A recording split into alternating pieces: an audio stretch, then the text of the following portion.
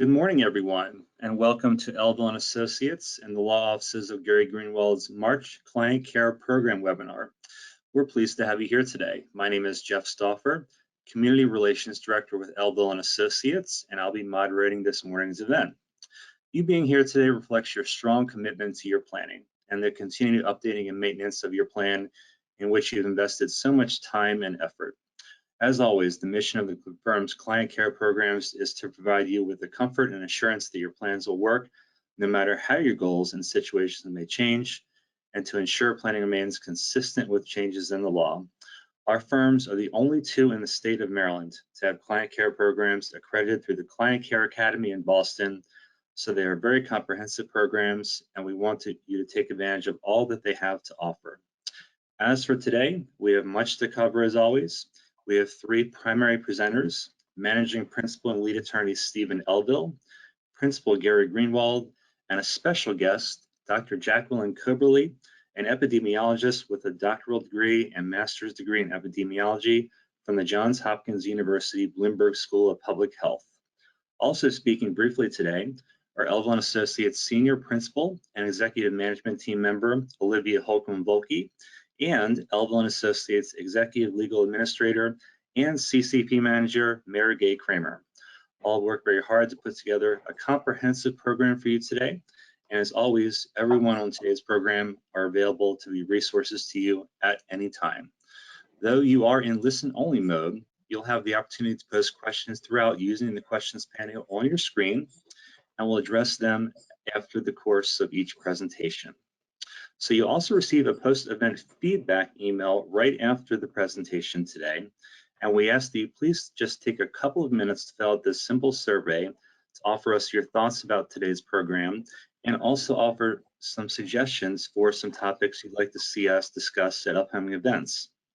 So we value your feedback, and as is the case at our Elville webinar series webinars, we will read every comment and take them into consideration. So please take a minute to do that.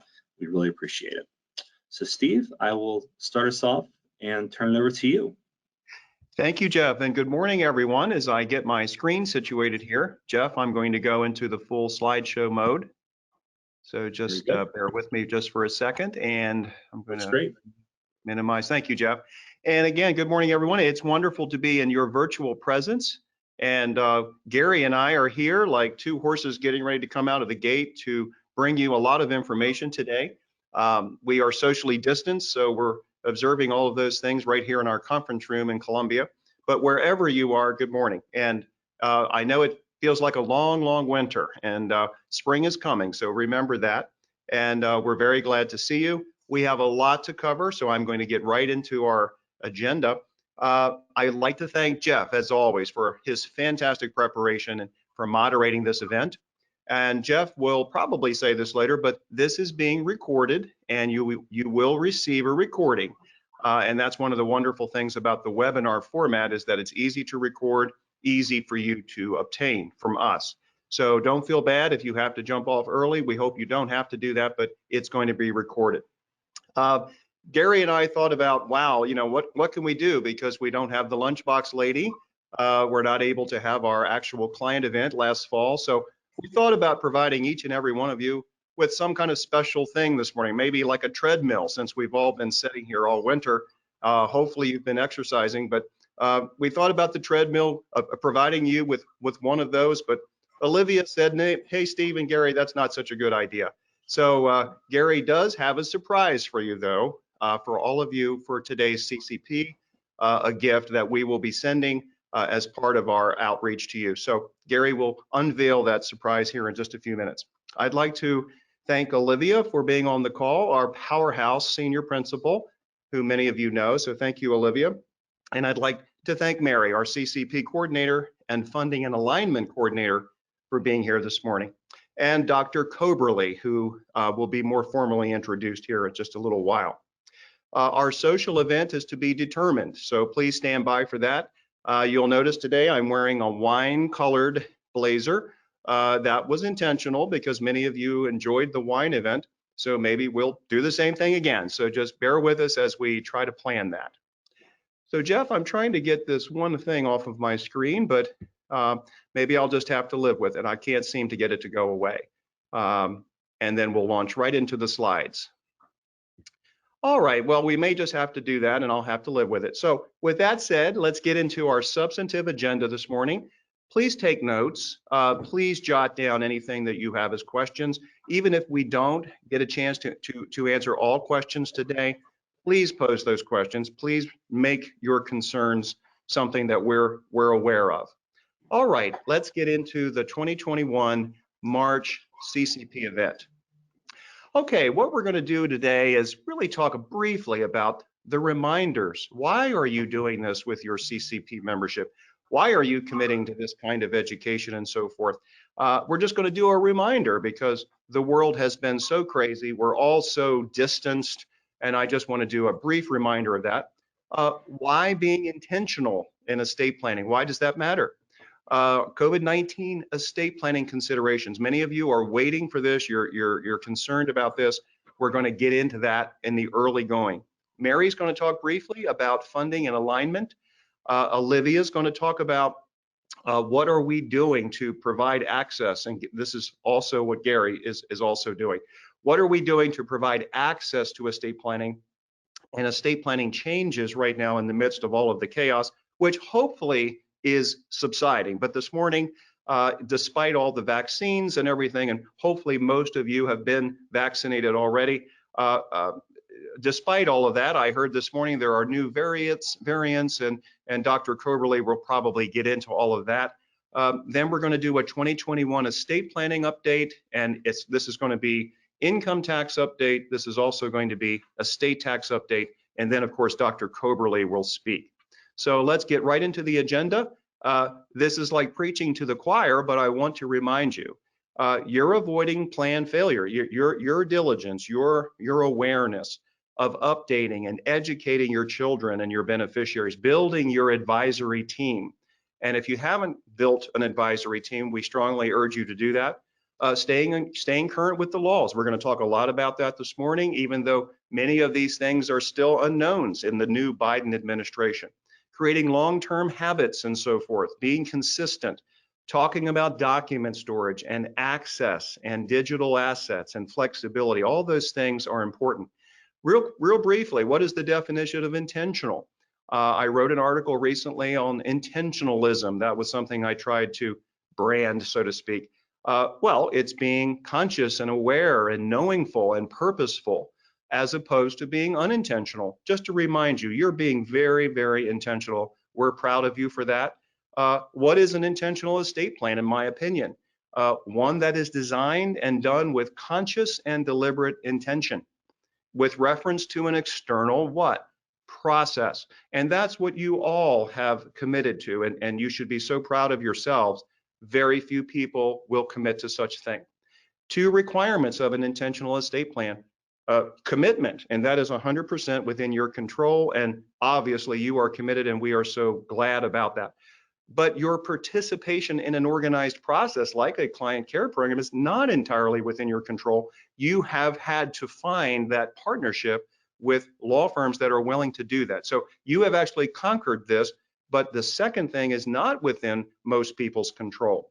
And for those of you on this call, if there is anyone who is not a member of our CCP, that's another reason I'm going over this information. So randomness, of course, leads to nowhere. It's going to lead to collapse of estate planning. So it's possible to have an unintentional estate plan, and we don't want that. So that is why we are committed, and you are committed to process. And of course, the client care program, Mary is going to talk more about that. This is just a reminder. It encourages client participation. It structures annual and biannual reviews and so forth. So we're not going to continue on with these bullet points, which you already are aware of. Mary will cover more of that. We want to collaborate with your financial advisor and CPA, covering all the latest changes in the laws and the potential changes in the laws, income tax, estate tax, and so forth. And of course, the COVID-19 related potential changes to documents. Some of you have already been ahead of this. Today, we have a few more things to introduce that may or may not be something that you are going to be concerned about changing, but we need to be aware, and that's what this educational process is about. So power in estate planning equals eliminating randomness and a lack of process, right? And that's what, again, what you're doing as a reminder. The commitment on your part, the commitment on our part, and the continuous updating and education. So this is just a few seconds there, a few minutes of reminders. Okay, so as we continue to give you as much information as we can within the time we have this morning, let's talk about the COVID-19 estate planning considerations. And for some of you who have already tried to address this earlier, we're going to now give you some more things to think about. Some of you have already done these things, so take this with for whatever purposes and use you can get from it. So what would I say, or what would Gary say, if we said, how do we start addressing these COVID-19 considerations? Again, hopefully this pandemic is coming towards its end, but from everything we hear from Dr. Fauci and others, and Dr. Coberly will elaborate on this much more so than I, this may continue for quite some time. And who knows if there will be another one. So we want to address issues of any elderly parents that you may have. We want to address those issues. We want to address college-age children or grandchildren, HIPAA waivers, healthcare proxies, and powers of attorney. We want to address issues of other adult children that you have or loved ones. Same thing, HIPAA waivers, proxies, powers of attorney. And Jeff, this is where I'm having problems with my slide. I'm just going to pull this down for a second. With regard to healthcare proxies, or what we would normally call advanced medical directives, we want to review our agents, okay? And we just want to look at that during COVID. This is a different role than handling financial matters. Is there any reason to have a different person, or maybe you already have a different agent than you have in your financial side of your affairs? Are your agents aware that they have been nominated? So this is something that we need to be thinking about during COVID. Are they aware of their responsibilities? Do we have an immediate versus a springing power? Meaning, are we requiring 2 physician statements before power it becomes effective?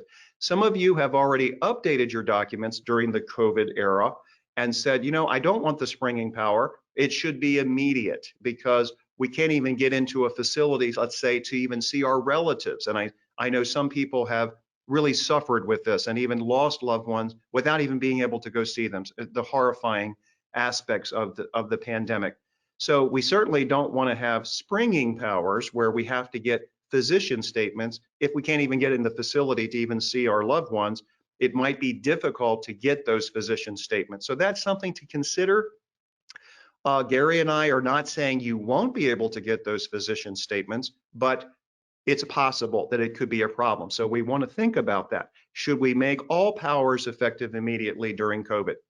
Have all religious considerations been addressed? Have all final arrangement considerations been addressed that you previously didn't really elaborate on? And one of the things we talked about in a prior meeting is, have we talked about intubation? And for example, most of our documents expressly prohibit intubation. Not all of them, but most of them. And a question during COVID, even though the ventilator problem has been largely addressed, I guess, and Dr. Coberly can elaborate on that. Do we need to distinguish between COVID-19 related intubation versus intubation under other circumstances? So this is something that we can do in our documents. Also, we can address whether we authorize experimental treatments or not. I know some of you have addressed that already. Now let's talk about things we hadn't previously talked about. Do we want to address electronic communications, such as decisions that are communicated regarding your medical decisions by you, by your agent, via email, Zoom, Microsoft Teams, Skype, FaceTime, or any other electronic means? Do we want to authorize specifically that those kind of communications are allowed? In other words, you as the principal are allowing that, and that you are authorizing your agents to actually provide a device to be able to do that kind of communication. Someone very close to us here in our office has a loved one that they can only communicate with by Skype if that's in a facility. And you know, a lot of facilities have not worked out these arrangements. So should we be allowing for or directing those arrangements by virtue of our documents? Does your document have a clause that specifically holds these facilities and doctors harmless for these kinds of electronic communications? Those are the kinds of things to be thinking about. Now, in the financial power of attorney side of things, are other incapacity documents. These are the same types of considerations. Review of our agents.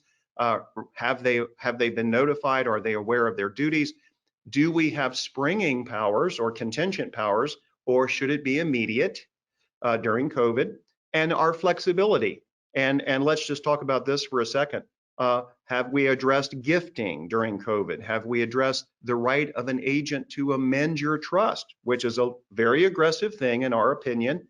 Can your beneficiary change, can your agent change beneficiary designations? And many of you have those provisions, but those are not routine provisions. And if you haven't provided for that, should you provide that during COVID? Now, do your documents specifically address the funding of the needs of your agent? So in other words, what if your healthcare agent has more than usual requests to carry out their duties during COVID? Does your document authorize that your financial agent can fund the needs that healthcare agent has? And so many of these things are redundant that I just covered about healthcare versus financial power in the event of your disability. So I'll skip to the next slide. And this is the last slide, or the next to last slide, on COVID-19 considerations. Let's talk about something we haven't ever talked about before, and that's revocable trust. Now, most people on this workshop, a CCP event, probably do have revocable trust planning.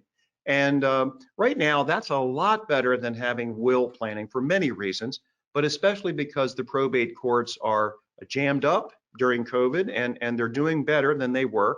But revocable trusts, of course, provide better flexibility, better incapacity management during a crisis like this. But most revocable trusts specifically provide that the power of the successor trustee is contingent on 2 physician statements.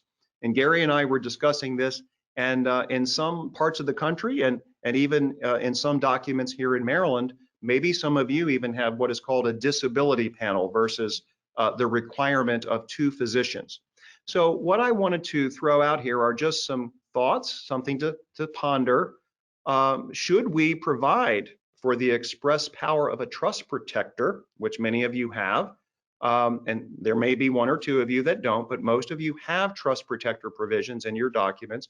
Should we provide that the trust protector can remove you as grantor under COVID-19 circumstances if, for example, there was no access to the facility, if there was no access to be able to get those physician statements? Again, those are aggressive considerations, but is it something that we should consider? Another bullet point. Should we provide for the express power of a trust protector to add a co-trustee to serve with you under the COVID-19 circumstances with the power of either of you to serve alone or to act alone? Another thing that we have struggled with, and I say we, meaning Elville and Associates, and as well as the whole legal community, by my recollection, is diagrams. Would it be good at this time, if you don't have a diagram of your plan, that you should have a diagram? So we're struggling with this. The entire estate planning community nationwide struggles with this because there aren't a lot of good options to produce quality estate planning diagrams.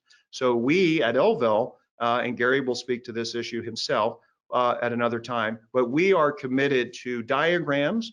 And if you do not have a diagram of your estate plan, and you're obviously a CCP member, we want to help you have a diagram for more clarification and so forth, and continuity of your plan. And of course, do you and have you provided for specific authorizations for your advisory team members to communicate, even though we kind of take this for granted that we all are going to be able to communicate, but some financial advisors and CPAs will not communicate with us or will not share information with us unless there are specific authorizations. So those kind of things we take for granted, but we don't want to forget those. Now, access, and this is now where we get to our senior principal, Olivia Holcomb-Volke, who leads our estate planning team. She is a powerhouse, and she's going to take a few minutes here as I take a break. She's going to take a few minutes to explain what are the current policies and what are we able to do to provide access to estate planning, document execution, and so forth. So Olivia, if you're on, I'm going to just turn the discussion over to you. That's great. Thank you so much, Steve. Yes, good morning, everyone. Happy Saturday to you. So part of our challenge over the last year, which it's hard to believe, we are now nearing that 1-year anniversary. But part of the challenge that we've faced in our practice is the fact that many of the legal documents that are part of estate planning and elder law and special needs planning and the like require in-person witnessing and notarizing. And over the last year, being in person is not something that any of us have really been safe to be able to do. So that's been an interesting challenge. We have had help, thankfully, from the governor issuing some emergency orders that have actually allowed us to perform our document signings virtually. So there are a number of different rules that we're working with in order to be able to continue to move forward with the important work of estate planning and actually being able to sign the documents.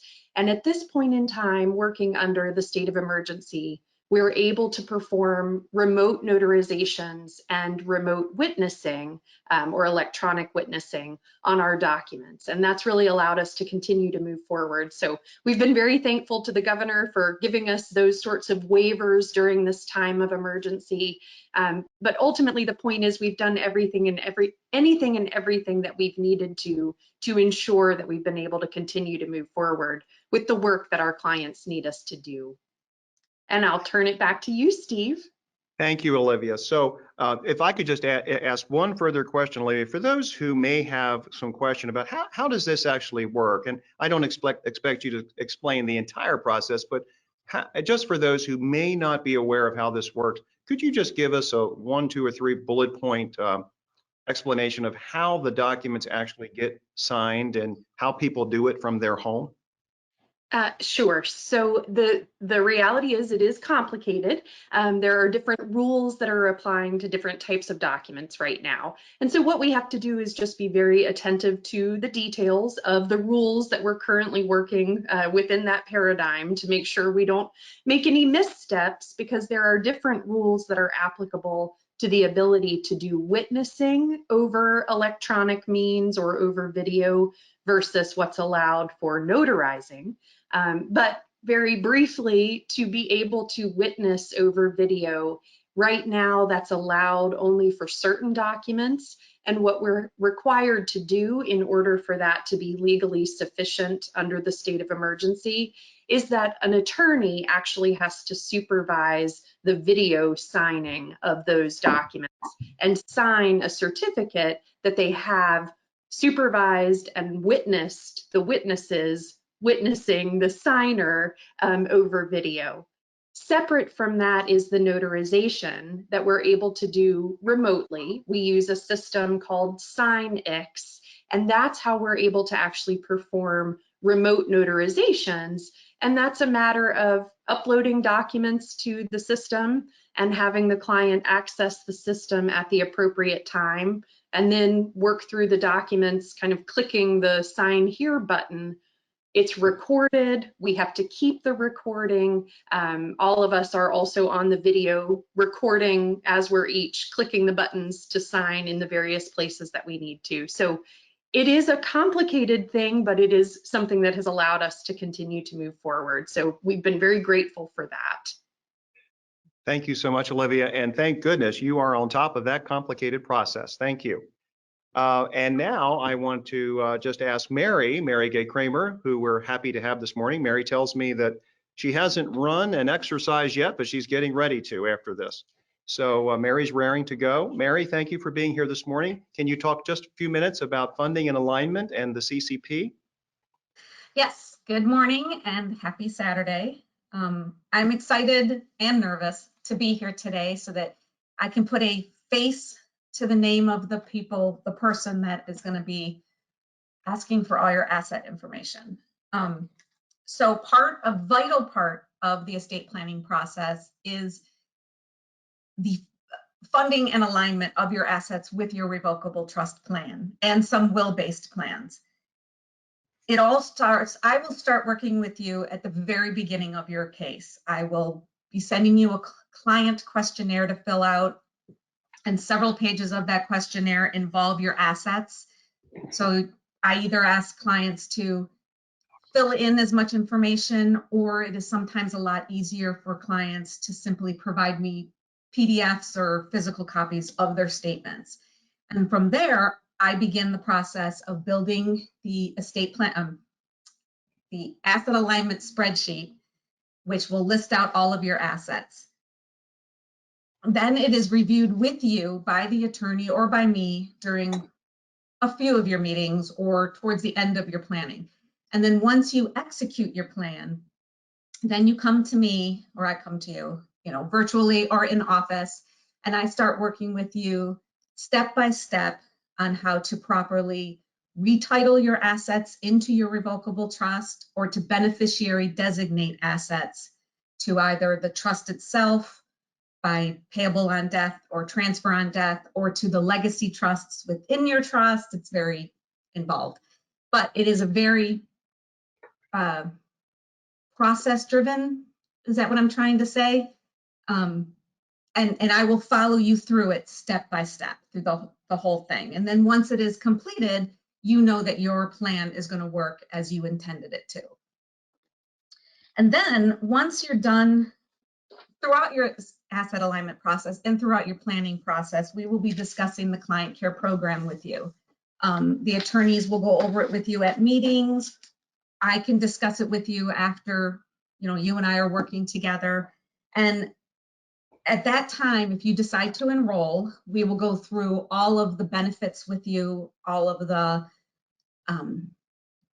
steps involved with maintaining enrollment. You will get an annual asset alignment review by me. I get to harass you every year to discuss your assets.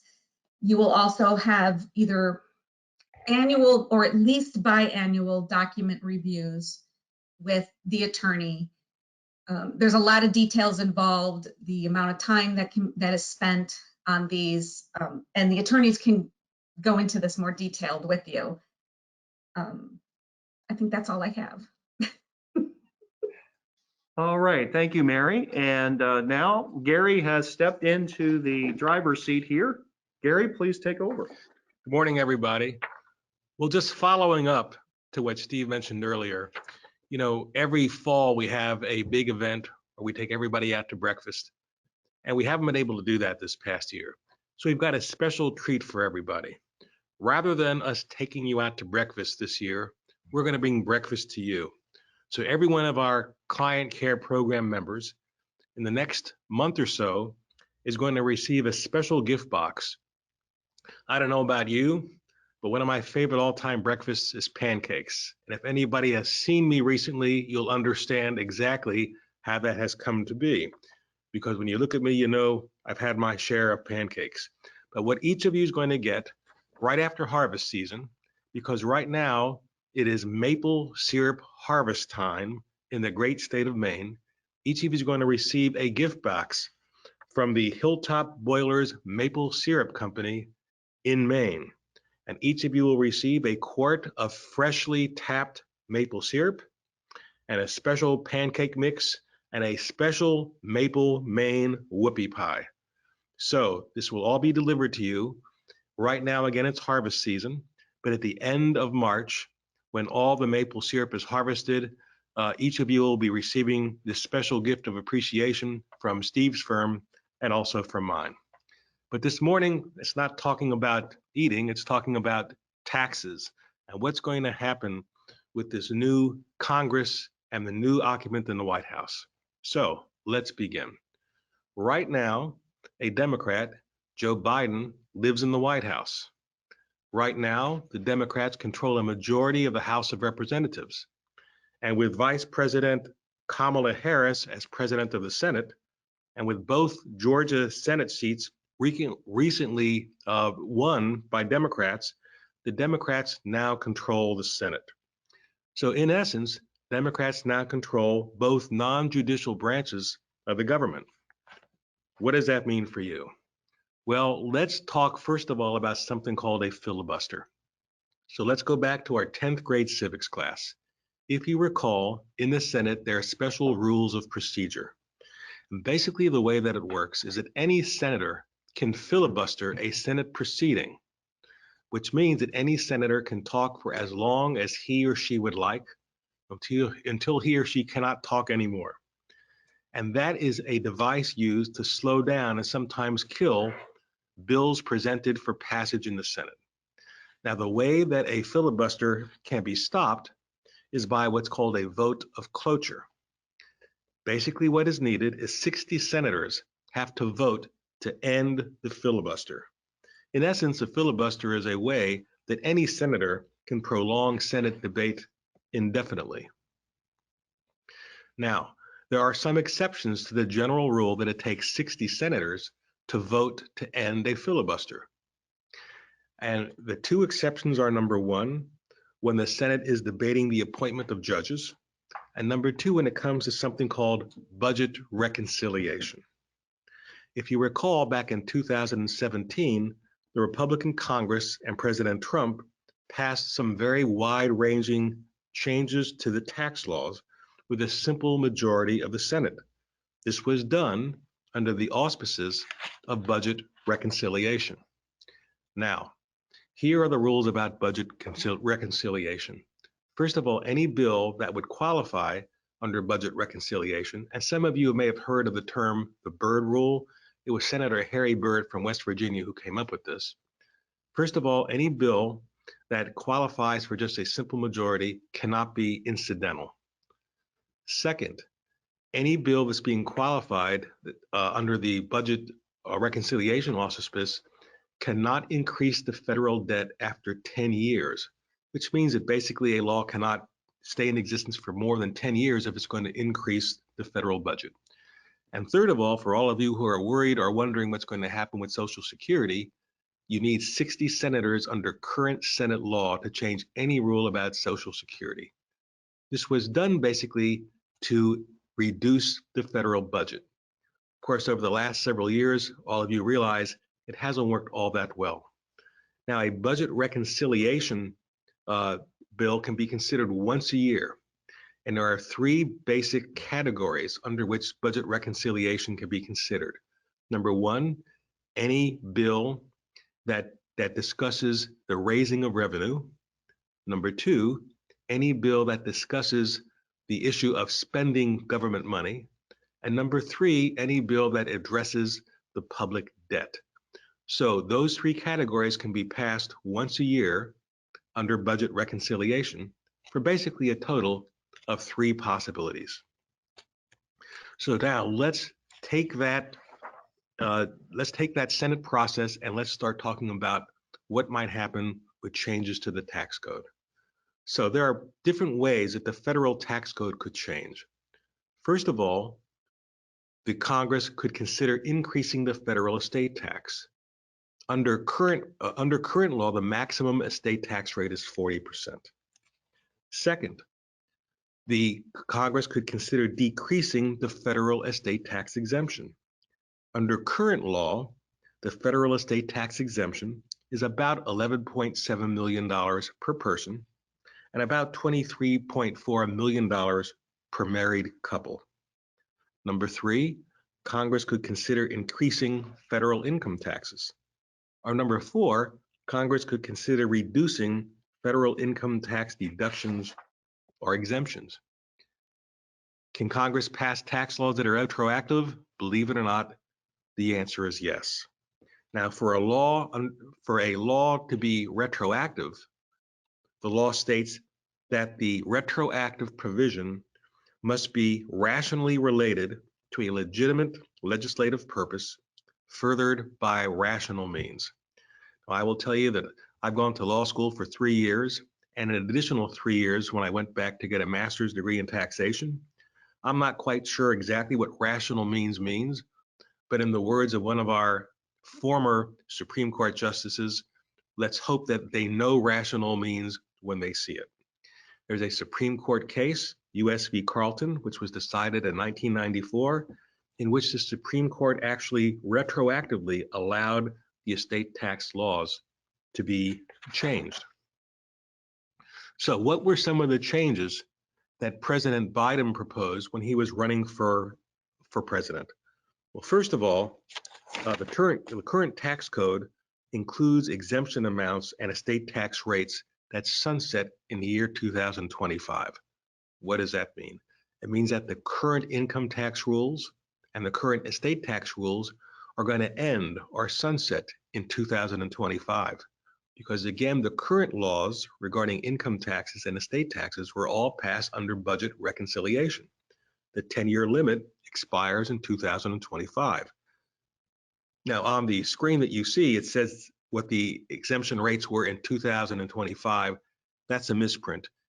In 2015, the estate tax exemptions were $5.9 million per person and $10.98 million per married couple.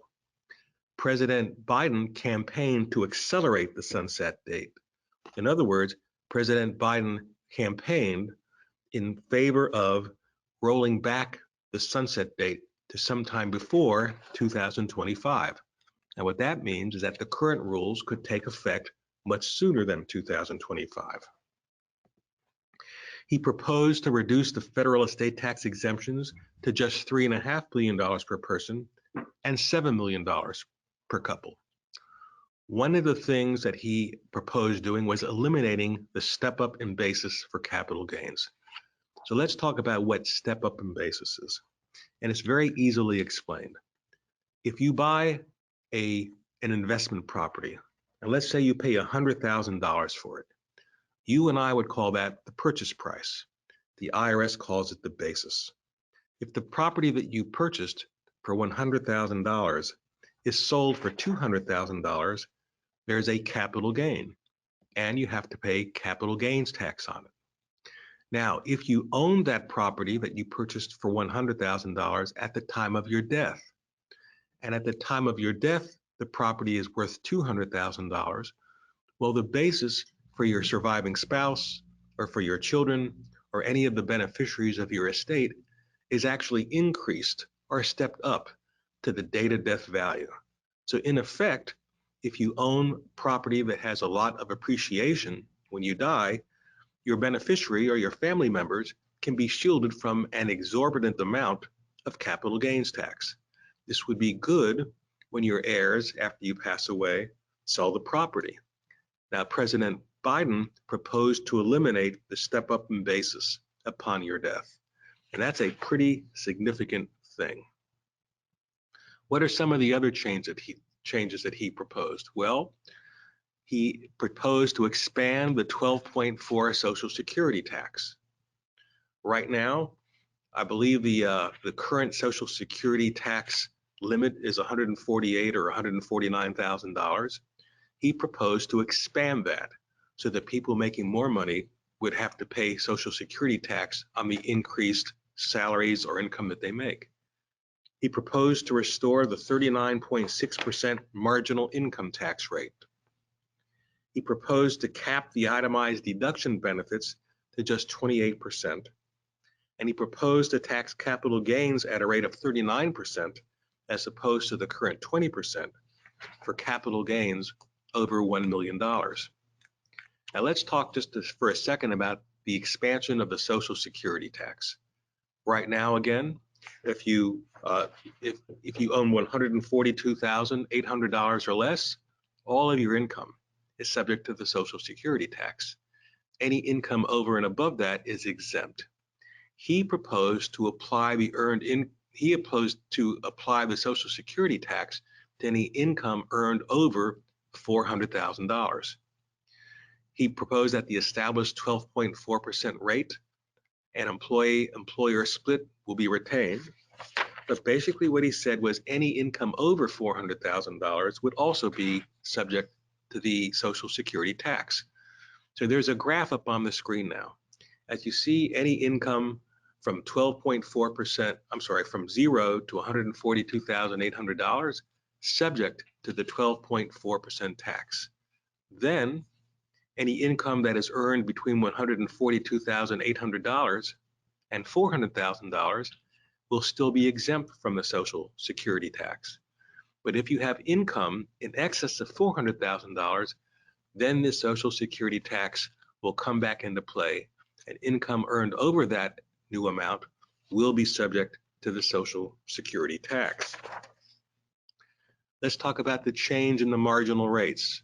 Remember that we said earlier that he proposed to increase the marginal rate to 39.6%.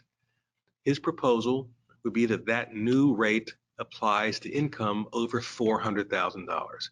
So here's a graph that shows you what the income tax rates were in 2017, what they were in 2020, and what he proposes to have them be in the year 2022.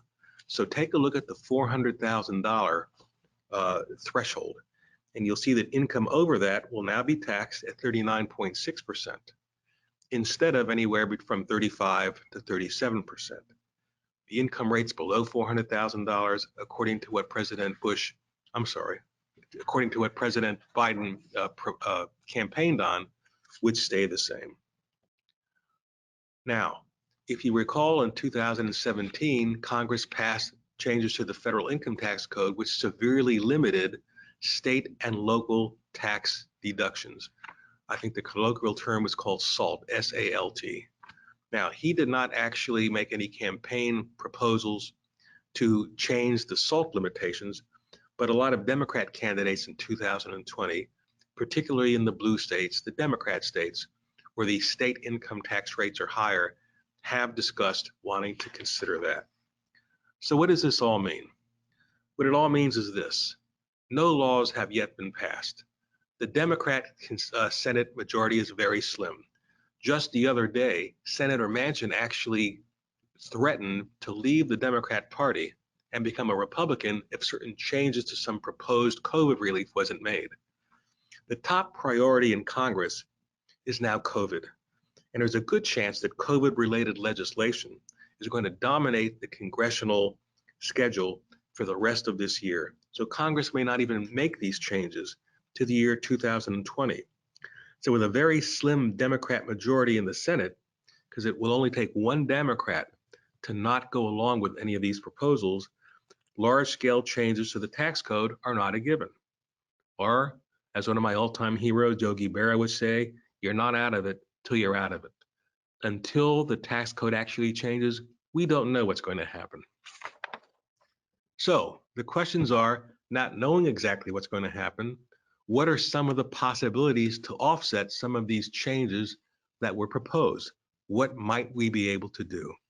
So there are some things, but again, the caveat is until the new laws are changed, we don't know. So we're really only talking in a theoretical basis. So one of the things that tax lawyers may suggest that you consider is income deferral. Why would you want to defer income? Well, if you're making a lot of money now, if you have a lot of income now, if you spread income over future years, that could potentially reduce your total income tax exposure. One of the things that were popular up until recently, but may be coming back, is a device called a charitable remainder trust. What is this? It's a trust by which you would contribute highly appreciated assets to a trust where you could actually be the trustee. This is really only going to work if you're a charitably inclined taxpayer. If you've got enough assets stored up, especially highly appreciated assets, and you want to give some money to charity and at the same time get a nice tax deduction, this is one way of possibly doing it. So what would happen is that you would contribute a business interest or an investment that has a lot of appreciation to this charitable remainder trust. The trustee could later then sell the interest tax-free. The person who's creating the trust, the grantor, or possibly a beneficiary, could receive a series of payments which are taxed as distributions are received. The income tax would be deferred. State income taxes could possibly be avoided. But I think a picture is worth 1,000 words. So let's take a look at how a charitable remainder trust is actually set up. You see, you have the person who's contributing the trust to the charitable remainder trust. That person would be the donor. He or she is going to transfer highly appreciated assets to the charitable remainder trust. The charitable remainder trust would then make annual or possibly more frequent payments either for the lifetime of the donor or the grantor, or for a specific number of years. Now, the advantage of doing this is that the person creating the trust, the donor, receives an immediate income tax deduction for the present value of the remainder of the interest. Now, notice what I'm saying. If you would have sold that property, you may have realized a lot of capital gain. But if you bought a property for, say, $10,000, and now it's worth $100,000, and you donate that property to the charitable remainder trust, you get $100,000 in income tax deductions. The charitable remainder trust, either at the donor's death or at the end of the term of the years, then would donate the rest of the money to charity. So you're getting a nice income tax deduction, you're getting income paid to you over the course of several years, and the charity is going to get a nice donation at the end of the term or at the end of your life. Another possibility that could reduce income taxes is with installment sales. So you've probably heard the term installment sales. Let's talk about exactly what it is. When you sell a property with the installment method, what you're doing is you're selling property where at least one payment is to be received after the close of the taxable year in which the disposition occurs. Let's translate that into plain English. You sell a business for $1 million. You spread the payments for the sale of that property over 2 or more years. So you're not receiving all the money in the same year. The term installment sale does not include a dealer of dispositions or a disposition of personal property. But basically what the installment method does, it's providing an installment method by which the income can be recognized over the years during which you receive payments from the sale of that property. Each year, you'll have to report income based upon the proportionate share of the sales price that you actually receive during that year. So again, let's graph this out. So you have a seller, that's going to be you.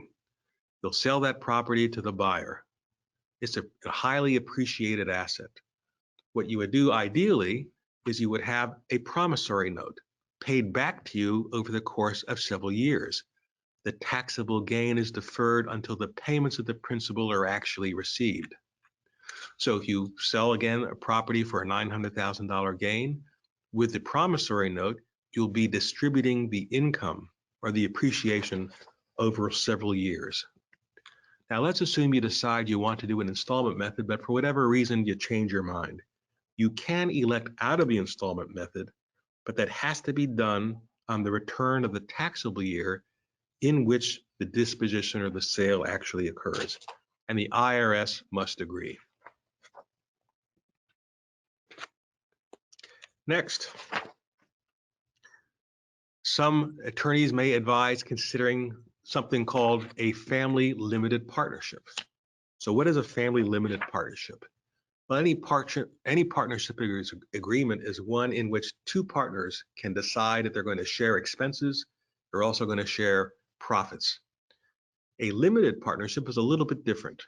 A limited partnership would have 2 or more general partners and a number of limited partners. Now, the general partners, these would be the main partners in the partnership, or the people who would manage the partnership and control the management of the partnership. The limited partners would simply contribute a specific amount of money to become a limited partner, but they would have no choice in the management of the business, and they would have reduced exposure to liability. Basically, with a limited partnership, if the partnership is determined to be liable for something, general partners are actually, they have total liability to the extent of all of their assets. But a limited partner would only be exposed to liability to the extent of the amount that he or she actually contributed. In a family limited partnership, usually the parents are going to be the general partners, and possibly the child or the children will be the limited partners. So let's draw this out. You have the general partners, they control the management, they have a full equity interest in it, but they also have full liability if something goes wrong. You'd have limited partners. Each limited partner would have no management responsibilities. Their equity would be reduced, and that would be to the extent of their initial investment, but their liability is only capped at the amount of their investment in the property. So what would be the purpose of creating a limited partnership?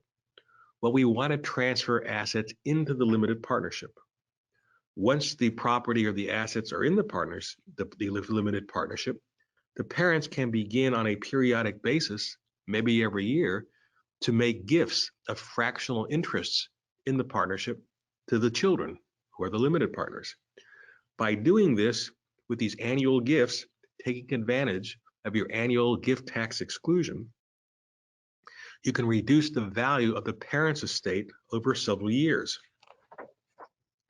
In addition to that, the extent to which the parents own a family limited partnership interest at death can cause reduced estate tax valuation. And that is because with a limited partnership agreement, with a family limited partnership, the IRS will consider discounting the value of the partnership.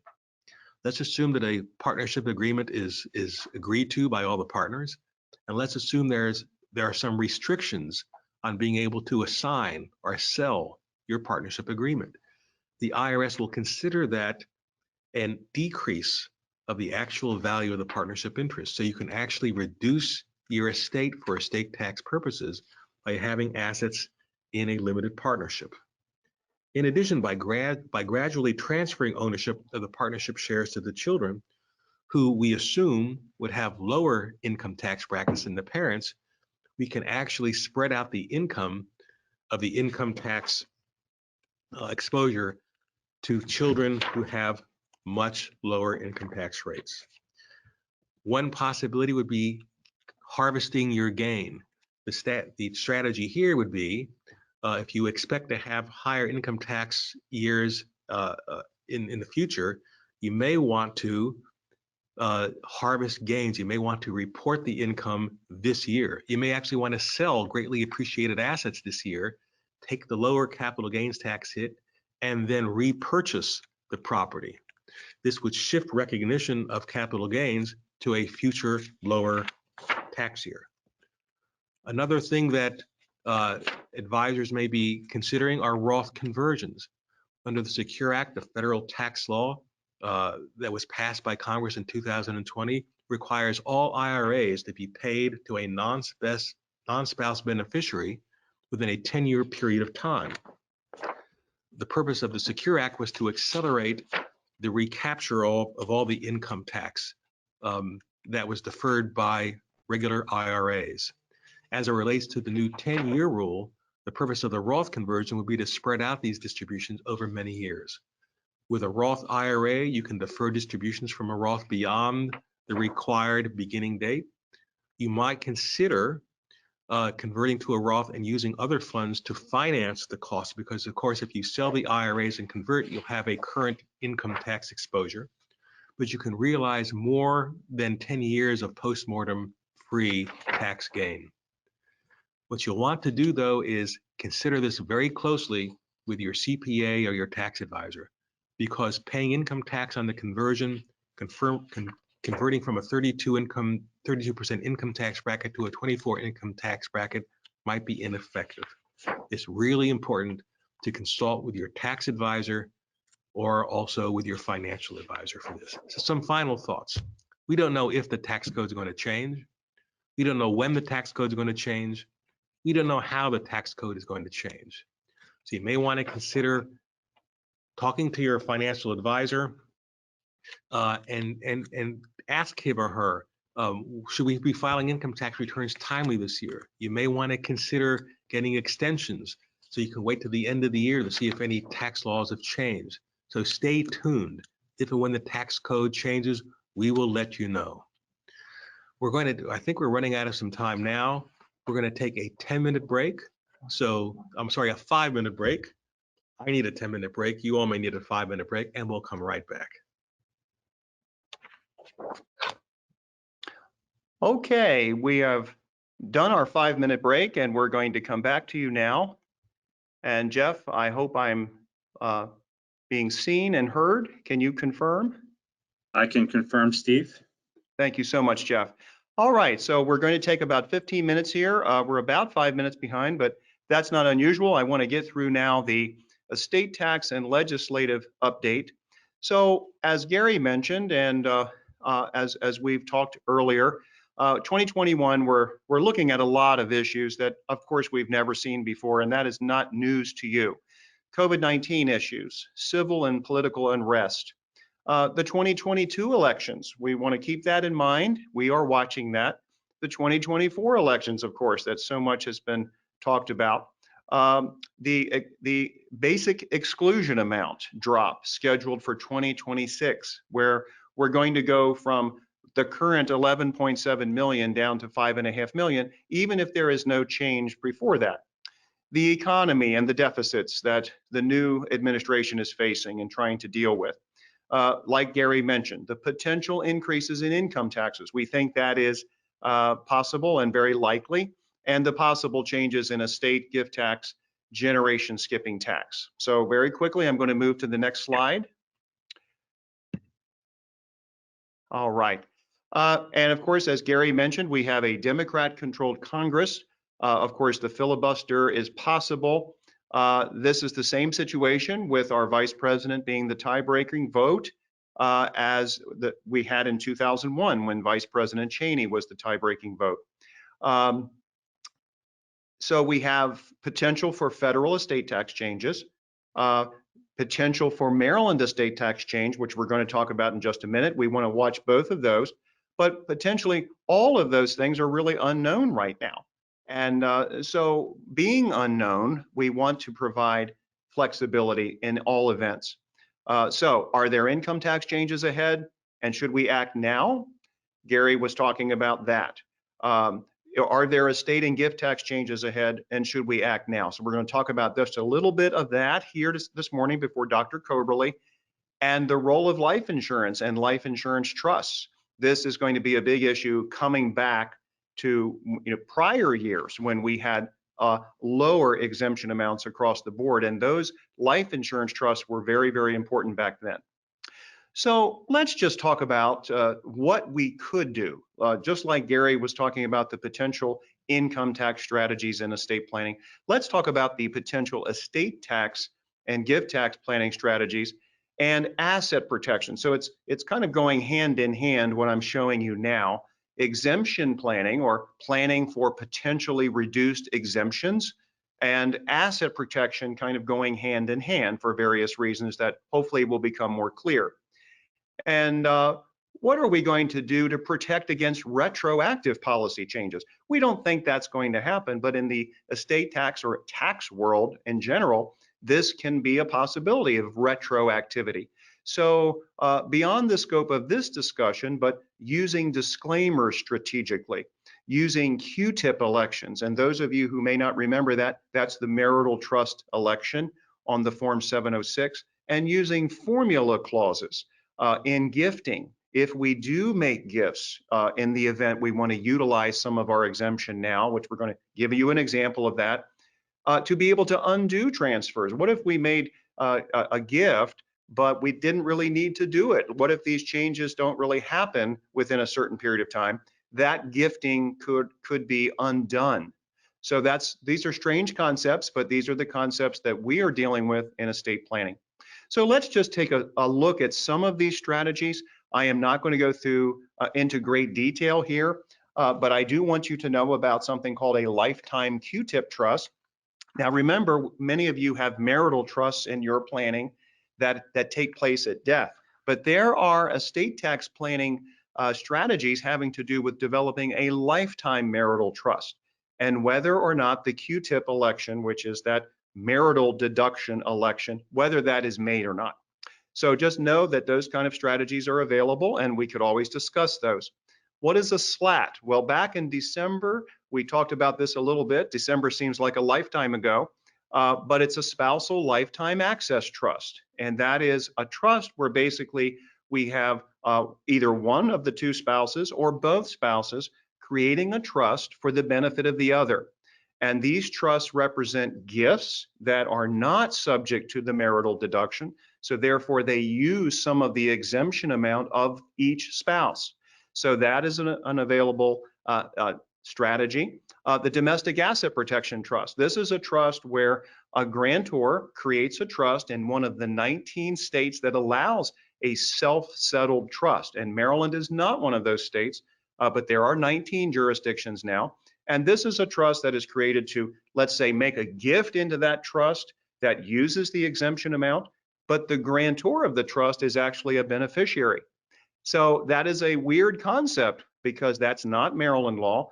That is kind of a new law over the last 20 or 30 years in these particular jurisdictions. It's not always effective, but it is deemed or thought to be effective for asset protection for people who live in those jurisdictions or who have creditors in those jurisdictions. If a Maryland resident uses a domestic asset protection trust, it's not 100% guaranteed that that will work to protect from creditors, and at the same time using that vehicle for estate tax planning by using that to gift assets into.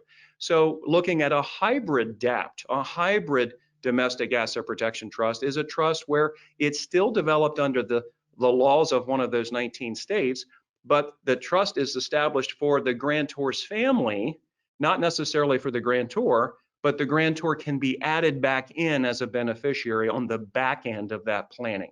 So that is a hybrid DAPT that's deemed to be a little bit better for protection than a DAPT. And then, of course, you'll laugh about these acronyms. We have the SPAT, which is the Special Power of Appointment Trust. This is a trust that's deemed to be very powerful if we make a gift into this trust for estate tax purposes, but it's not developed under the laws of a domestic asset protection jurisdiction.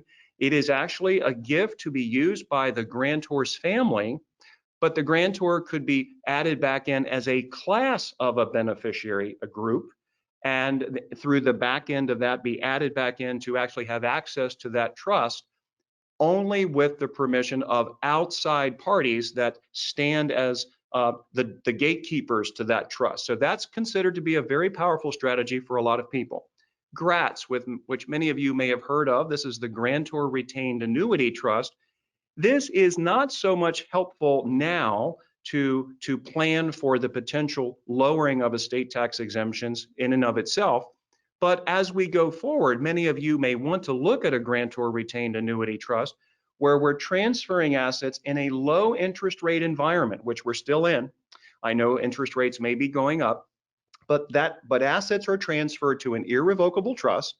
And to make a long story short, if the investments in that and the assets that are in that trust are invested properly and they outperform the federal 75/20 rates, if they outperform the federal rates, then whatever the performance is in excess of those rates, that is going to escape your estate and go to your beneficiaries estate tax free.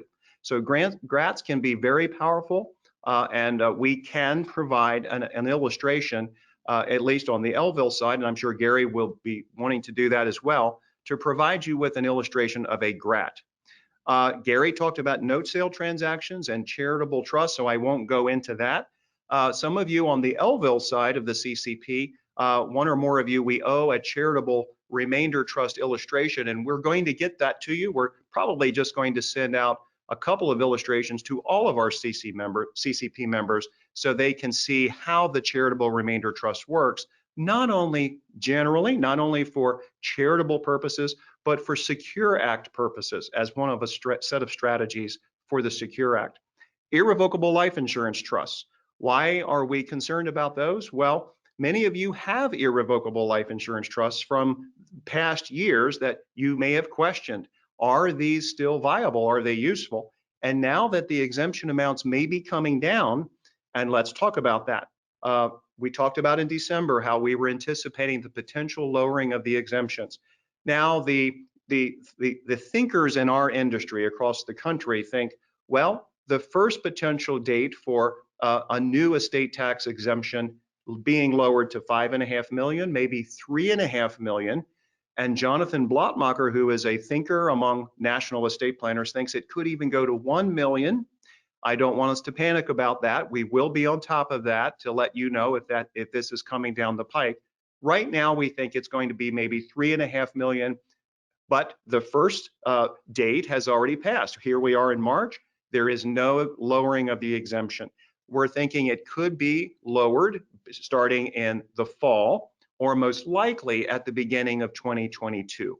So that's the outlook, I guess, at the best that we can do to think in terms of what could the lowering of the exemptions look like.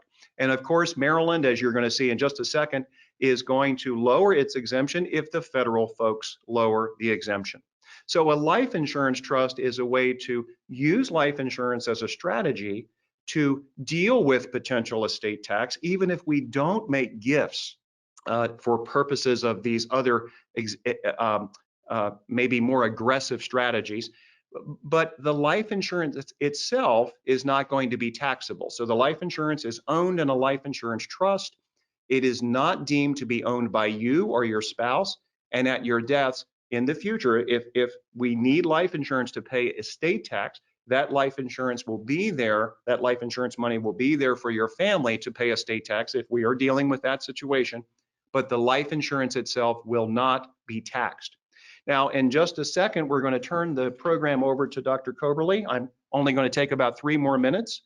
Here is an example, and I won't go through the entire thing, but this example, if you read through it, shows that right now, if we want to, quote, utilize some of the temporary exemption. So now we're calling these huge exemptions, 11.7 million per person, 23 million between a couple. We're calling them temporary exemptions because we expect them to come down. The first example is as a spousal unit, 2 spouses, and they give smaller gifts. And I know it's somewhat humorous because these are $5 million gifts we're talking about, versus only one of the spouses making a larger gift of the same amount instead of both spouses making gifts of the smaller amount. And if you take the time, we won't have time to go through these slides, but right now, but if you take the time to read through these, what you will see is that the example where only one of the spouses makes a larger gift rather than both spouses making a smaller gift, you will thereby be able to exclude more than you would if both spouses only used smaller amounts in the gifting. Now, these are relative to the size of these gifts, so please take that under advisement as you're looking through these slides. Where I'm going with this whole thing before we turn it over to Dr. Coberly is this. If you look at the bottom bullet point here, it says, what are we learning from these 2 examples? It says, if you do not lock in the current 11.7 million temporary exemption for federal purposes, in other words, if you don't use a large amount of that 11 million, you will only benefit from the exemption that you have available at the time of your death. So in other words, if you will please read through these slides, what you will see is smaller amounts of gifting right now will not help us. Smaller amounts being, for example, $5 million or under. If we were willing to make those kinds of gifts to our loved ones during life using one of those advanced strategies, those kinds of smaller gifts will not help us, and you will see why by reading this example. Now, in the interest of time of getting our guest speaker going, and she's ready to go, she's here early, and we appreciate that, let me end by giving a legislative update. And this will just be very brief. And for those of you who have a pen or pencil or sitting in front of a computer, I want you to write these down if they are of interest to you. We are watching these bills right now in the spring of 2021 in the legislature. HB, House Bill 165. This is the one that's being proposed for lowering the Maryland exemption, if you weren't aware of this, lowering the Maryland estate tax exemption to 1 million by July 2021. So that bill is on the burner. We really don't know what's happening with that bill. We will know here in several weeks. So that's, of course, of great concern to us, and you can see where somebody is going with that legislation. HB, House Bill 301, revisions to the Uniform Anatomical Gift Act. This bill has to do with the authorization for anatomical gifts and the uses of those anatomical gifts. So we won't spend a lot of time on that. Something you may want to look at or Google is House Bill 303, long-term care insurance. The prohibition on premium increases. So there's something called the Long-Term Stability for Seniors Act, and this bill is talking about prohibiting increases in long-term care costs. House Bill 766. This has to do with attorney's fees, and it may sound funny for us to talk about that, but the bill has to do with what happens when all the beneficiaries consent to fees versus court approval. And there is some hiccups there between the time beneficiaries consent. In certain circumstances, beneficiaries can consent to fees, and other times court approval is required. So that is something that is on the burner for estates and trusts. The Maryland Power of Attorney, House Bill 870. There is a proposal to include a new power in the Maryland Power of Attorney that would provide assistance with government benefits and programs. Many of you on the Elville side, and I know in Gary's clientele and your documents, you're going to have a power in your powers of attorney that say, based on counseling that you've agreed to, yes, I give my agent the authority to deal with government benefits, if you remember that. Well, what this proposal is about is putting a similar clause in the Maryland statutory power of attorney, where it would be just a given. And the question is, among the elder law attorneys in the state, is that a good idea to make it a general blanket power? Yes, it could do a lot of good, but if people don't understand what they're signing because it's just a statutory form, it may not serve its purpose, and it could actually harm someone. Two more things, and we'll turn it over to Dr. Coberly. Senate Bill 519, Estates and Trusts. This has to do with what Olivia was alluding to earlier about wills and advance directives and notaries public, and removing the restrictions that are now allowed. So let me rephrase that, I apologize.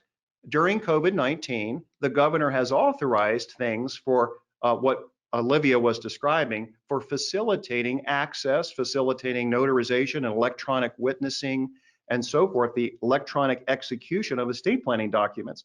Well, once the state of emergency is over, the governor could take those powers away. So what this legislation is about, in essence, is making those kinds of exceptions that are now enjoyed by us during this pandemic, making them permanent and not taking those away.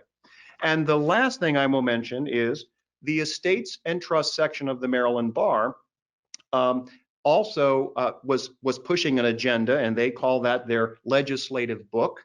And one of their pieces of agenda, which I was not able to match up to a particular bill, so I apologize, and it may not have even been put into a bill, is the disposition of wills. And this is the last thing. And the question really is, who can maintain custody of a will? And this proposed legislation would provide another power to the Maryland Power of Attorney that an agent, your agent that you've appointed, could demand from someone else who has gotten custody of your will, your last will and testament, that your agent can not only demand the custody of the will, but actually maintain custody of your last will and testament. So that's a very quick overview of what's going on in the legislature. There are many more bills, but these are the bills that we thought were most pertinent to you. So Jeff, I'm going to turn it over to you so you can introduce Dr. Coberly. And I thank everybody for hanging in there through this past, I guess, hour and 15, 20 minutes. Well, thank you, Steve. And thank you to Gary, as well as Olivia and Mary. And it's my pleasure to welcome Dr. Coberly. Before I do that, I want to suggest if you do have any questions, about anything that you've heard today thus far, please go ahead and note them in your questions panel, and we'll go ahead and address them. And as well as anything that you may hear from Dr. Coberly as well, you can note them in your questions panel, and we'll get to them at the end of the presentation. So it is my pleasure to welcome Dr. Jacqueline Coberly, an infectious disease epidemiologist with more than 25 years of experience in HIV and tuberculosis clinical trials and disease surveillance. Her strengths are in design and analysis of research studies, but she also has extensive project management experience gained in the execution of studies in both the US as well as internationally. Since 2004, she has worked at the Johns Hopkins University Applied Physics Lab Essence Disease Surveillance Group. As an epidemiology subject matter expert, she helped in the design of the electronic disease surveillance systems developed at the JHU APL, development of training materials for the systems, training of system users, and evaluation of existing disease surveillance systems. She was also a project manager and section supervisor for the group. Her postdoctoral studies have been in philosophy and bioethics from the JHU and Georgetown universities. Her PhD is in infectious disease from the JHU Bloomberg School of Public Health, her master's in epidemiology from Johns Hopkins as well, and her bachelor's in microbiology from the University of Maryland at College Park. So Dr. Coberly, welcome. It's a pleasure hosting you today, and thank you for being here to share your knowledge with all of us. Hello, and thanks for that lovely introduction. My pleasure. My screen, let's hope this works.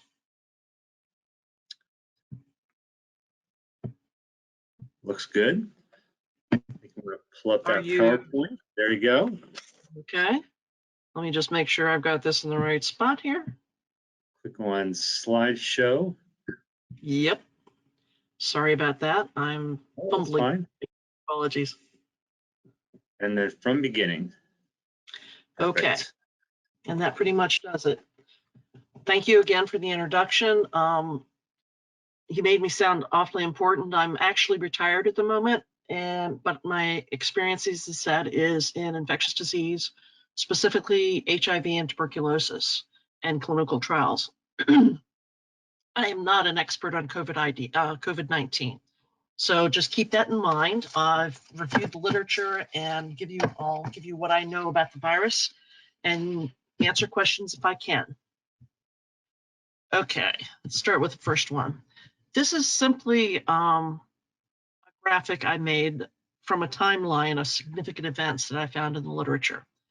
The timeline itself was in text and very long. So what I've done is make a timeline visually and include what I think were probably the most important events during the last 15 months.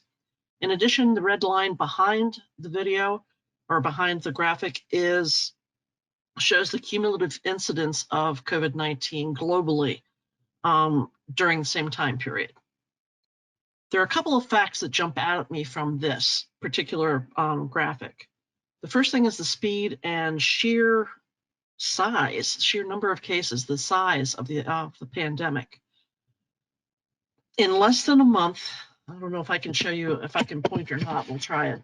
In less than a month from identifying cases of a pneumonia of unknown origins in Wuhan, China, we had spread of virus into Japan and Thailand, and probably onto every other continent in the world as well, except probably Antarctica.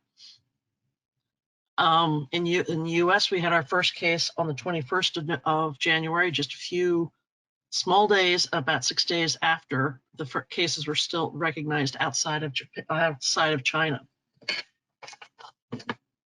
The number of cases, as happens with infectious disease, increased exponentially. We had 59 cases in Wuhan, China when it was first announced, or when WHO announced it. By the middle of the year, we had more than 17 million. By the end of the year, we had more than 113 million cases globally. And I expect you know that what you see as reported cases far underestimates what's actually out there in the world. There are people that are asymptomatic. There are people that never show up in the hospital or the healthcare system. So whatever we see here is the tip of the iceberg. There are way more cases out there. At the end of the year, there were about 2.7 million deaths from COVID. And if you look at the number of deaths divided by the number of cases, that gives us a mortality rate of 2.7, which is pretty high for an infectious disease, but not unusual considering that no one had ever seen this disease before.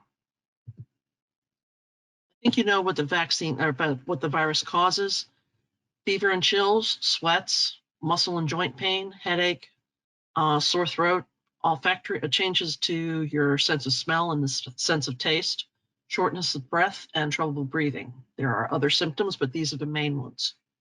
Severity, as I'm sure you also know, goes from an asymptomatic, absolutely invisible infection to lethal infection.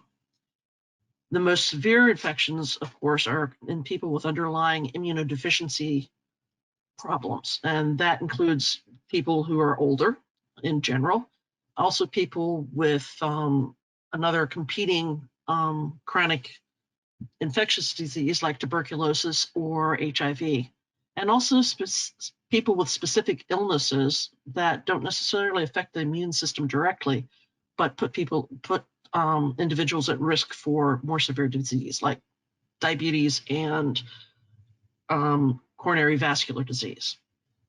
Other thing interesting about this virus is that reinfection is possible, but apparently rare, and I'll talk about that a bit later. Okay, what is a coronavirus? Well, I've given you the whole genealogy of COVID-19 here, which you really don't need to worry about. The important takeaway from this is that there are a lot of coronaviruses out there.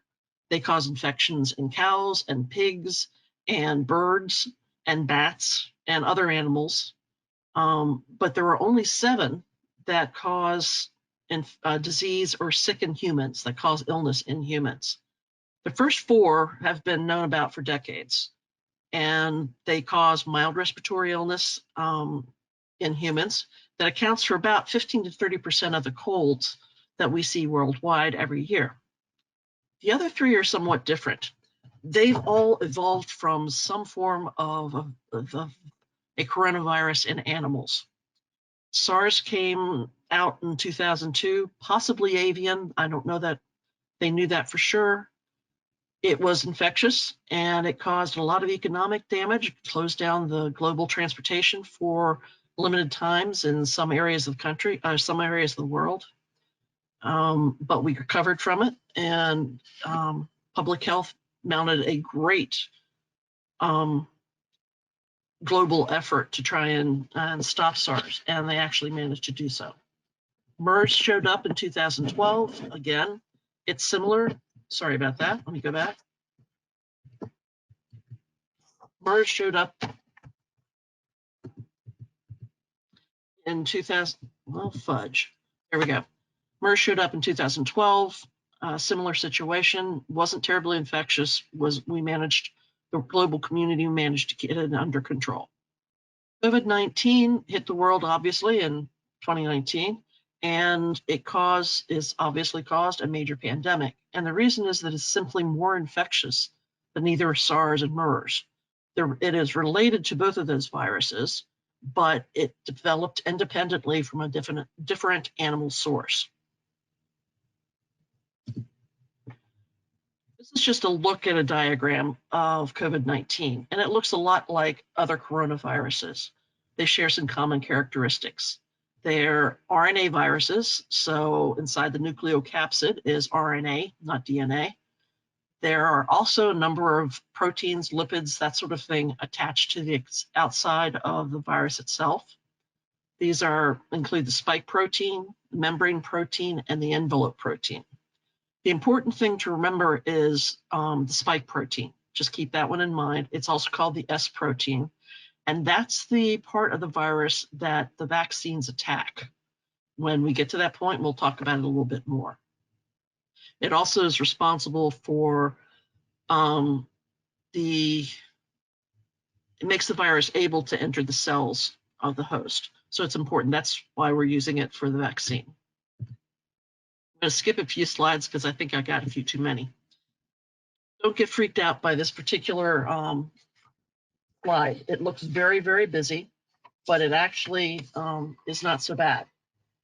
What it shows is, very center of that graphic is a big yellow circle with some orange in it. That represents the virus that evolved in Wuhan, China, the one that came out to the world from there.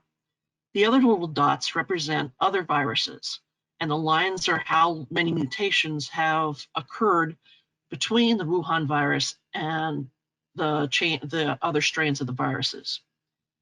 The important thing to remember here is that viruses mutate all the time. Okay, this was 160 people, yielded 101 unique genomes or unique strains of virus. They frequently mutate, but the important thing to remember is that most of the mutations that occur, definitely the majority of mutations, don't affect how the virus attaches to the host cells, won't affect how the vaccine works, how well it works. So that's the important take home here is, yes, the virus is going to evolve over time, but the vaccines produced should be able to handle a good bit of that. And I'll talk about that more in a minute too. Just to repeat it so we remember, COVID-19 was an absolutely new virus. It had never been seen in the world before 2019, December of 2019. The reservoir is strictly human. There are some transmissions from human to animals, like a tiger and a cat and a dog, but there's no transmission back from those animals to humans, as far as we know. So this is, the reservoir is strictly humans at this point. Only they can transmit the disease. It's primarily a respiratory virus, although it can affect and does affect other organ systems in the body, but it enters through the respiratory tract. And the incubation period, you've probably heard this, it's about 4 days. An incubation period is the time between the virus attaching to infecting a cell to the time people exhibit symptoms. The other word that gets tossed around these days is R naught, which I find absolutely amusing. Used to be R naught was only talked about by statisticians and geeky epidemiologists. And now it's in the news on a daily basis. R naught is the average number of infections that are caused by a single infected individual in a population that's naive. What that means is in a population that's never been exposed to the virus. Apologize, I'm using virus and germ interchangeably because basically everything I'm saying applies to most germs, but since we're talking about COVID, I keep slipping into virus. The R naught of less than 1 for a particular virus, it means there's not going to be an outbreak because the virus cannot be efficiently transmitted from one person to another. If the R naught is over 1, that means an outbreak can be sustained. It'll go from person to person or person to more people. The level of the outbreak, the size of the outbreak, is going to be affected by a lot of things. But when the R naught's greater than 0, if it's the bigger the R naught gets, the higher the chance that infected people are going to transfer the disease to more susceptibles. So the higher the R naught, basically, the higher the risk of transmission. We've got what they're calling these days non-pharmaceutical interventions to prevent COVID. Okay, this is things like school closure, staying at home, that sort of thing. And there have been, I was surprised to see, a number of studies that have already shown that the non-pharmaceutical interventions, stay at home, etc., can decrease R naught. That means it decreases transmission of disease within the population. Lifting the NPIs may also cause an outbreak has an effect on the R naught. It increases R naught again, so you're getting more transmission of the virus in the population. How does COVID-19 spread? Well, hopefully this is pretty self-explanatory. When you sneeze or cough, you actually spew out mucus, little droplets of mucus, and there are varying sizes.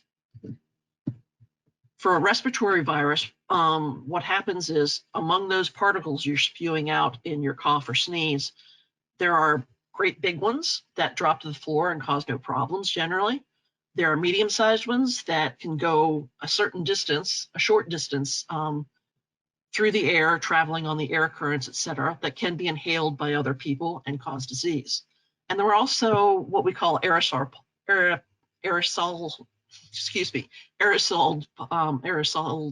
particles, an aerosol disease or an aerosol transmission. And what this is simply very small particles that are coughed out by an individual that travel through the air easier than the medium-sized particles. The smaller they are, the longer they can stay suspended in air, and up to a certain point, the farther they can go. There's another way, however, that respiratory viruses are transmitted, and that's called fomite transmission, which is a fancy way of saying basically if you cough on an object, usually it's sort of a semi-solid object, but if you cough on an object and you're infected, somebody else picks up that object, they get the virus on their hand, which they can then transfer into their body through their nose or the mouth, causing infection. That means you can, if you cough on your hand and shake someone's hand, you've very likely given them the virus. At least you've given them the opportunity to become infected. Same thing if you cough on your hand and touch a doorknob. If you just cough on your computer and somebody else uses it, there'll be virus particles there that they can pick up on their fingers and transfer to their mouth or their nose, and therefore, and by doing so, become infected. But there's also a lot of ways to prevent transmission of a respiratory infection. And some of them are really very easy, and it's completely under individual control. Most of them our mom taught us years and years ago. Simplest one is washing your hands frequently, or when you think you've been out touching other, out in public touching things. Washing your hands will reduce, for 20 or 30 seconds, reduces the number of viruses on your hand to almost zero, or at least to a level that's low enough that transmission, the risk of transmission from hand to hand or hand to object infection is much smaller. These days, they're telling us to sing happy birthday twice, I think, and that gives you about 20 seconds. That time's about 20 seconds, so you can wash your hands to happy birthday twice. I'm old enough to remember that when the swine flu epidemic occurred back in the 70s, the recommendation was to sing the first chorus and the refrain from Battle Hymn of the Republic. Nobody knows that song anymore, but that gives you a solid 30 seconds if you do that. If you can't wash your hands, the alternative is to use hand sanitizer. I've never been a big proponent of hand sanitizer because I think it's overkill in your normal daily activities. And I think it might have the possibility of letting bacteria develop resistance to certain cleansers. So that's my reasoning. However, in this situation, there's no question that if you've been out in public, you've been touching other people, touching other things that have been touched by other people, you should either wash your hands or use hand sanitizer. Both are very effective at removing the virus from your hands. The other thing Mom taught us was to be polite and cover our cough or our sneeze. If you cover the cough and sneeze, that means less virus gets into the air, if you remember that graphic moments ago, and there's less risk of transmitting if you are indeed infected. Also, Mom, don't touch your face and mouth, okay? Don't touch your nose, your mouth, your eyes. Virus, if you're out in public, virus gets on your hands. If you touch your mouth and your nose particularly, the risk of acquiring any kind of respiratory virus that might be on your hands is high. That's how it goes from a fomite into your body. The other thing that nobody likes at the moment, but is actually effective at preventing transmission of disease, is staying at home. We don't like it, it's boring, it's driving us all crazy, but it is effective. If you can't stay home, then you need, along with your hand washing and sanitizer, you need to try and keep a good social distance. between you and other people, about 6 feet. So other countries are recommending 3 feet. One of the articles I just looked at said that the virus particles from an uncovered cough or sneeze can travel up to at least 3 feet. So I think the US version of 6 feet is a better way to go. And then there's the dreaded mask. It does prevent disease, I'm sorry to tell you. I've looked at the literature. I did not expect it to be this effective, but it is effective. We don't have to wear masks like this. This is what physicians used in the 1700s to prevent the transmission of bubonic plague.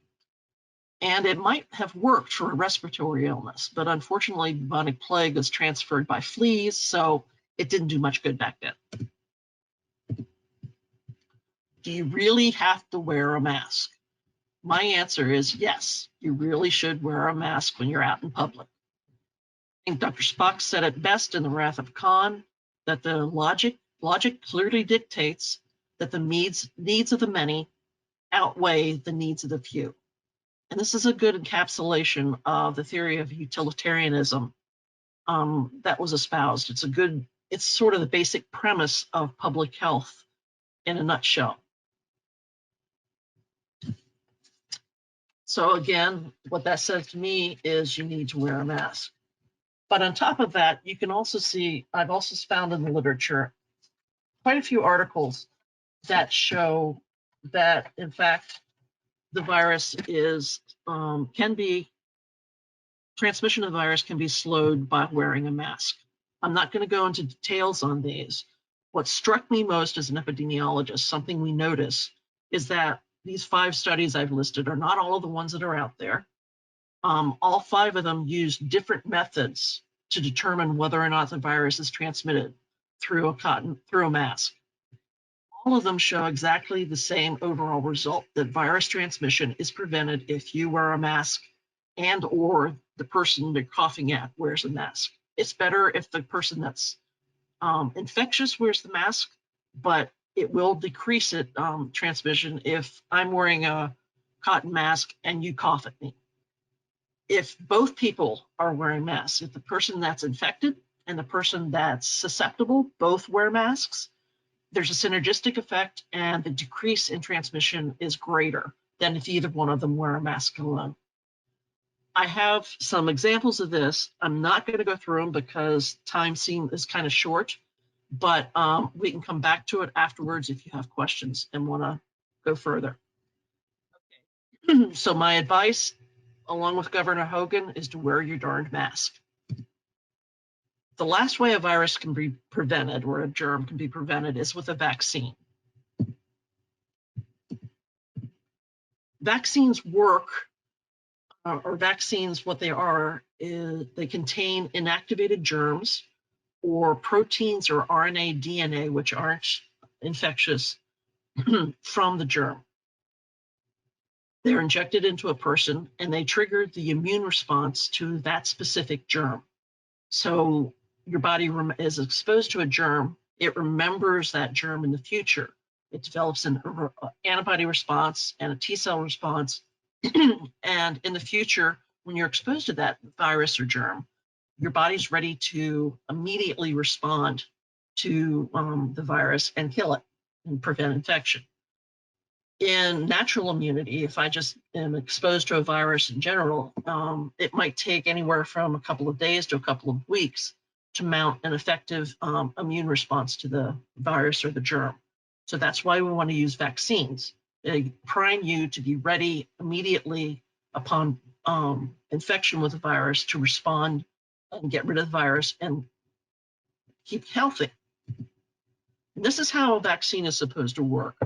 What this graph shows is the number of measles cases in the United States by year from 1954 to 2008. As you can see, in the 50s, measles was very active. There were a lot of cases every year, and it can cause long-term damage in kids, although in the 1950s, we didn't realize that. The Edmondson vaccine, the first vaccine that was licensed for use, was introduced in 1963. Our current vaccine that we use was licensed in 1967. And you can see what happened between 63 and 67 or 68. The level of the number of reported cases of measles decreased precipitously. It almost disappeared. There were some outbreaks again in the 70s. This wasn't because of the vaccine. This was because that's when anti-vaccine campaigns sort of began in the country. CDC responded by setting up a more intensive program to deliver vaccines and to encourage people to get vaccinated. So that recently we've had some increase, especially since COVID's been here. But basically we've eliminated or almost eliminated measles from the United States and from many parts of the world. That's how a vaccine should work. You introduce it, you get a large part of the population immune to that particular virus. As long as you keep vaccinating people, susceptibles as they come into the population, that means little kids. As long as you vaccinate them, between that and the other herd immunity, you're going to end up with elimination of the virus. Not all viruses are easily eliminated. There's lots of things that control that. But for measles, certainly it worked very well. For many of the other vaccines that kids get, it works very well. And there's no reason to suspect that it won't do as well for COVID. Interestingly, in 2020, there were more than 50 clinical trials of COVID vaccines initiated. So more than 50 COVID vaccines began development in 2020. That's actually an astounding number. I don't know if we'll ever see it again. We just have never tried to, so many people have never tried to attack a disease at once. Of the 50 or so that went into development in 2020, about 11 of them, as of last October, had presented some data on their efficacy, how well they prevent people from developing or acquiring COVID infection. The two that were released quickest that published their efficacy data first were Pfizer and Moderna. Those are the mRNA vaccines that you hear about.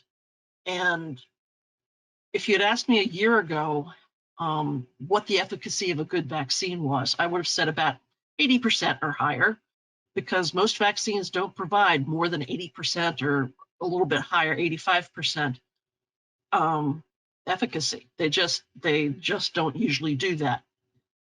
However, those two mRNA vaccines that have been given emergency use authorization in the US had both, each of them had more than 94% efficacy. They prevented basically 95% of people who were exposed to the virus, who were vaccinated, did not develop disease. So 95% of people vaccinated did not develop disease, compared to the people who do develop, the number of people compared to the number of people who were not vaccinated but studied, the number of events that happened in them. Let me see if I can say this again. Sorry, a little stuttering. An efficacy of 95% basically means for every 20 or so people in your control group that become infected with the virus, only a single individual in the case group or the vaccinated group becomes infected with the virus. So you're decreasing the number of infections by 95%. The other two vaccines that have or will soon have emergency use authorization in the US are the AstraZeneca vaccine and the Johnson & Johnson vaccine. The level of efficacy for those two vaccines is lower than the mRNA viruses. I think that's partially because they're a viral vector vaccine. And what that means is that they take a virus that can infect people but not cause illness and insert the genome from the virus of interest into, or a piece of the genome, into the viral vector's RNA. In this particular instance, they've taken the spike protein RNA from the COVID virus and inserted that bit into the genome of the vector viruses. So when the vector viruses are injected and infect cells, they automatically release their viruses, but they also automatically release the spike protein from the COVID virus out into a person's body. That means it's out there, it's ready to be seen, and your immune system sees it, recognizes it, marks it, and if you've had the vaccine, knows what it is and kills it almost immediately. The efficacy probably of the viral vectors is lower, those vaccines is lower, partially because you're injecting someone with a vaccine that doesn't cause illness, but in this case especially, it's a virus that's similar to other viruses that have been around. Adenoviruses, which are the viral vectors in this case for the vaccines, cause colds. And so most people in the world probably have some already developed immunity towards the adenovirus. So maybe they don't let the virus into their cells as readily as they would, as readily as the other two, the mRNA.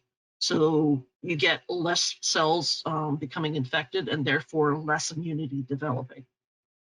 The thing to remember, however, is that all four vaccines had a remarkably lower level, people who received them had a remarkably lower level of severe disease, hospitalization, and death. Basically, there were none, as far as I can tell. Sorry, I didn't have the information for Johnson & Johnson because it just got EUA, the authorization to be used in the US. So, but of the mRNA, all four viruses, in fact, produced nearly zero. Let me rephrase that. They prevented all or nearly all of severe infections, hospitalizations, and death. So even if the efficacy is low against protecting you from a severe disease or infection, still you're going to get a reduction in the number of severe cases, hospitalized cases, and deaths. And that's going to have a positive effect on our medical system and make it easier to deal with a pandemic. Last thing I want to mention is that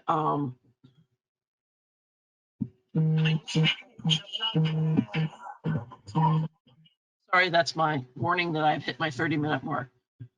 So the last thing I want to talk about is virus variants, which you've probably heard about, and their relation to vaccine efficacy. If you remember that one graphic with the little dots and all spreading out from the Wuhan virus, you can tell that there are a lot of virus variants out there. Viruses, to become a variant, you need basically a 1 amino acid change in your genome in order to become a variant. Most of those variants, the majority of them, are not going to be any different from the point of view of the vaccine than the Wuhan virus. So the efficacy of the vaccine, how it operates, is going to be very similar, and the effect will be just as fine in the people who acquire the variants. The variants have an S protein, but it's not going to be all that different from the S protein that we were vaccinated against. That makes sense. So the vaccine efficacy against the variants should remain to be quite good. They've looked at in the laboratory, they've looked at the efficacy, shouldn't say efficacy, I should say the immune response of the against the variants by the three vaccines that were licensed before or had their efficacy data available a couple of weeks ago. So the Pfizer, Moderna, and AstraZeneca have all tested, and they show that their vaccines prevent antibody to the UK variant, the South African variant, and the Brazilian variant.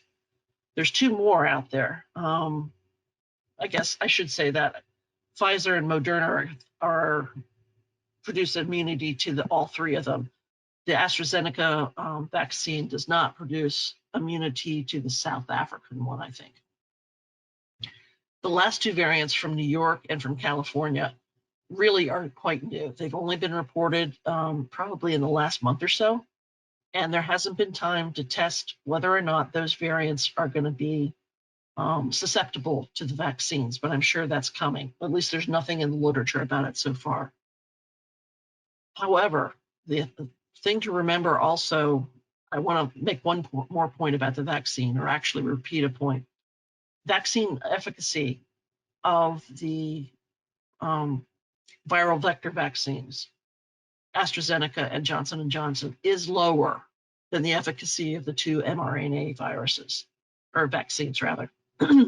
However, all four of them are nearly 100% effective at preventing serious disease, hospitalizations, and deaths, which is going to take, which if they're used, will take a huge load off of our medical system and make the pandemic more manageable. And that's all I've got to say at the moment. So if you have any questions, I'd be happy to entertain them. Or as Jeff said, you could put them on the question part and I'll try to respond to you by email. Okay, so that's it for me, at least for the scheduled portion of the talk. Well, thank you, Dr. Coberly. Really like your ending slide there. I like that one too. Gave me a little bit of a chuckle there. I have a number of people thanking you on the questions panel for a very insightful and illuminating presentation there. So thank you for your time on this Saturday morning and being with our client care program members. So now is your time, everyone. If you do have some questions or comments, been a little bit quiet out there this morning, taking everything in, but please note your questions or comments in the questions panel on the right-hand portion of your screen, and we'll get to your questions right now as I go ahead and say a few closing comments. So our next event, believe it or not, as we start into March here, is going to be our social event. And so please note in your post-webinar feedback thoughts what you'd like to consider for our social event this year. We always want your feedback, and anything that you send our way, we will certainly consider, and we want this to be your event. I thought that, as did Steve and Gary, that the wine event last year, and a lot of our members felt the same way, was really a great event. And so we want to do something that everybody's going to enjoy, and it's going to be, let's think outside the box a little bit. Or if we want to revisit the wine event, let's think of something together and make it great. And I know that we all want to be together again soon, and when that's going to be, I wish I had a magic wand or could look into the future, but we'll figure it all out together and do something fun and safe. So let us know your thoughts, and also let us know how we did throughout the rest of the presentation as well. So please get that feedback to us at your earliest convenience. And Jeff, also, can you hear me? Yeah, Gary, go ahead. Yes, Gary. I just wanted to thank Dr. Coberly for an incredibly informative and enjoyable presentation. I think we were really fortunate to have somebody with that kind of expertise, and I learned a lot, and just wanted to express my appreciation for her being able to present to us. Yeah, thank you, Gary. Welcome. Yeah. And Dr. Coberly, we do have a question. Okay. And the question is, once someone gets the vaccine, can they still get the virus and pass it on to others? That's a frankly unknown answer. The real answer is we don't know what's going to happen. The likely answer is that if you've had the vaccine, you can get an infection, I believe. So you can get an asymptomatic infection. However, the virus level in your body is going to be low enough that transmission should be limited to other people. But the basic answer is I don't think they know the answer to that yet. Probably, but not definitely. Okay. Thank you for that question, and thank you for your thoughts, Dr. Coberly. Any further questions, please go ahead and pose them.